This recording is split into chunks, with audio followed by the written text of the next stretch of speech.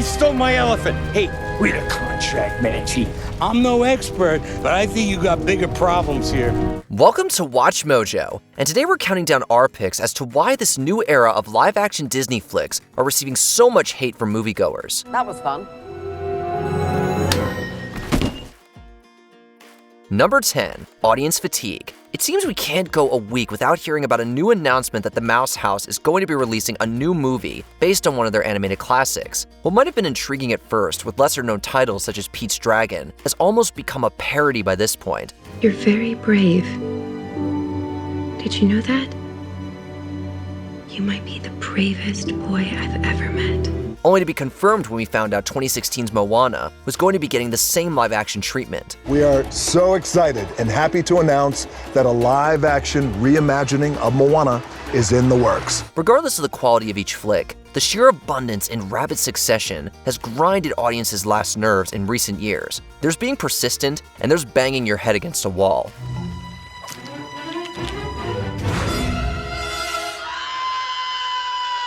Number 9, cash grab perception. You don't get more corporate or greedier than Disney these days. Though who can blame them when their live-action remakes keep making so much money? Their Lion King remake, as polarizing as it was, earned a total of over $1.6 billion worldwide. Look, kid, we've all made mistakes. There must be something we can do, right? Not unless you can change the past. With a win like that, they've been progressively plowing through their old catalog with the same live-action framework. It's the most blatant definition of cash grab, and everyone knows it. The same way everyone knows it won't be stopping anytime soon. What's happening, Jiminy? Looks like some sort of fairy magic.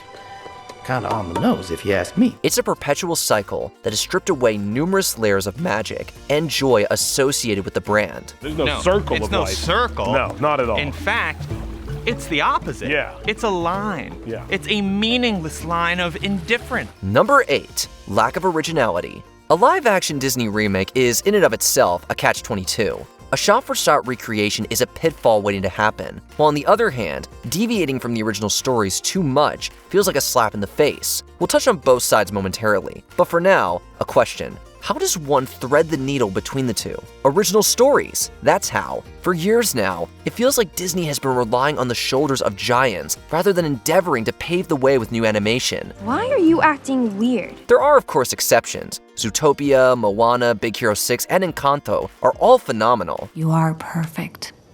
Just like this. You're just as special as anyone else in this family. But these days, it's like Disney is more interested in stepping back than taking bold steps forward. We'd honestly give them more credit if they had kept going the Maleficent route. At least that felt like an attempt to be original with an established property. Oh dear. What an awkward situation. You're not offended? Number 7, loss of animation. Technology evolves, and with it, the movies that utilize it. Hey! I own this alley. Oh, hi.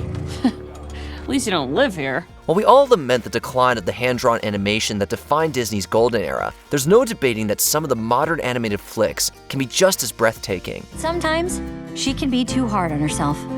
But every bit of Riley makes her who she is.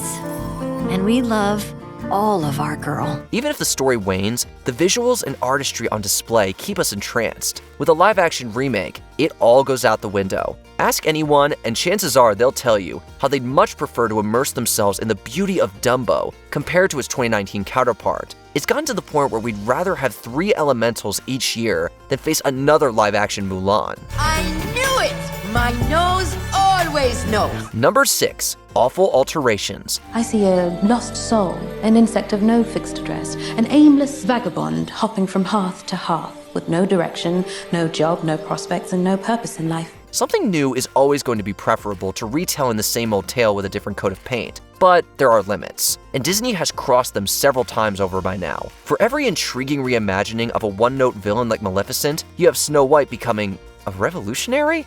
How about Mulan becoming an incredible warrior not by her own merit, but because the cosmos made her the chosen one? And for crying out loud, did we need to give Will Smith's genie a love interest? Would you like to take an evening stroll? Just the two of us? On purpose? Yes, as people. Just one more second. Why would I say as people? The kid is contagious.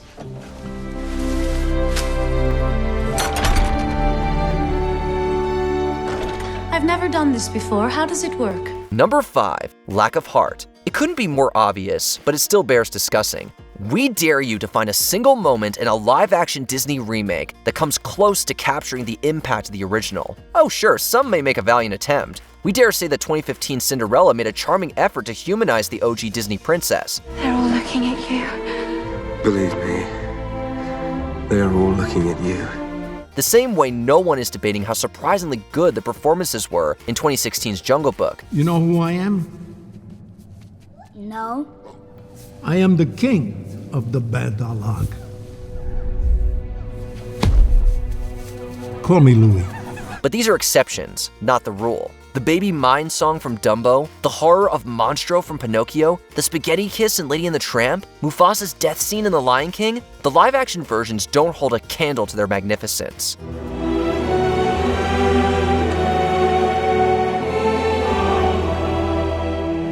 Number 4. Musical missteps.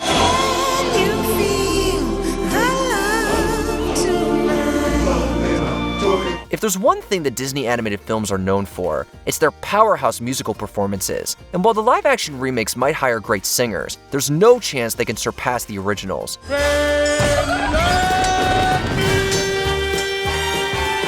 In much the same way those seminal scenes from the Disney Renaissance are buried into our brains, there's no way a modern rendition could ever uproot Can You Feel the Love Tonight, Be Our Guest, or Friend Like Me. Be our guest, put our service to the test. Tie your napkin round your neck, Sherry, and we provide the rest. Unless they play the original version of You're Welcome, Dwayne Johnson's performance in the upcoming remake is going to be worse than the first time he sang it. There's no need to pray, it's okay, you're welcome. Number 3. CGI overload. Most powerful in the universe, at last, second to no one.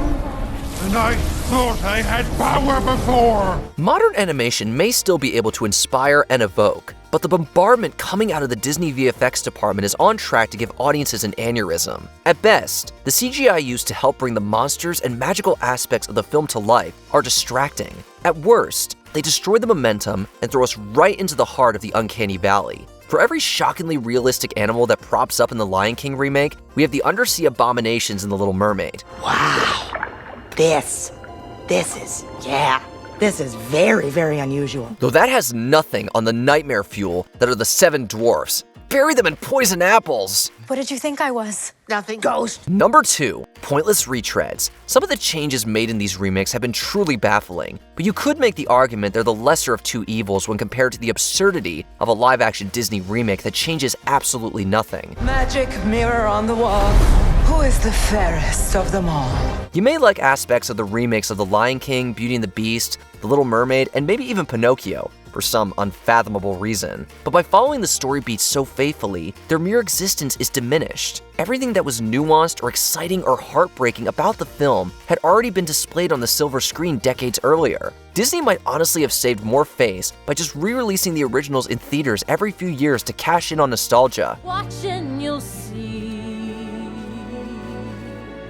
Someday I'll be part of your world.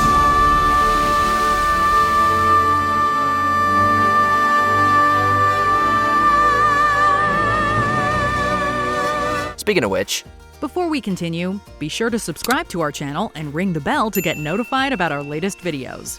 You have the option to be notified for occasional videos or all of them. If you're on your phone, make sure you go into your settings and switch on notifications.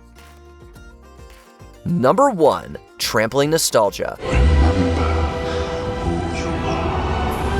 No, please, don't leave me. Fan service, baiting, call it what you want. But these live-action remakes have been getting by, successfully might we add, on luring older generations of moviegoers with the nostalgia of the classic Disney titles they grew up with, presented anew with all the bells and whistles one could want. Unfortunately, as we've seen time and time again, if the final results aren't disappointing, they're dead on arrival as far as quality is concerned. Oh, how? Wow. It's gotten to the point where everyone expects these remakes to be terrible, so even when one does look like it might break the mold, a la the new Lilo and Stitch, we're still dreading the arrival of the Hercules, Bambi, Robin Hood, and Aristocats remakes that are on the way. Remember,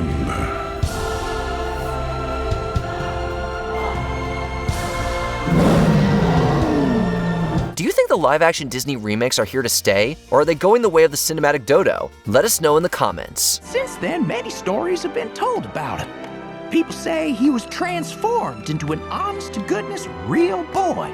Did that actually happen? Who knows?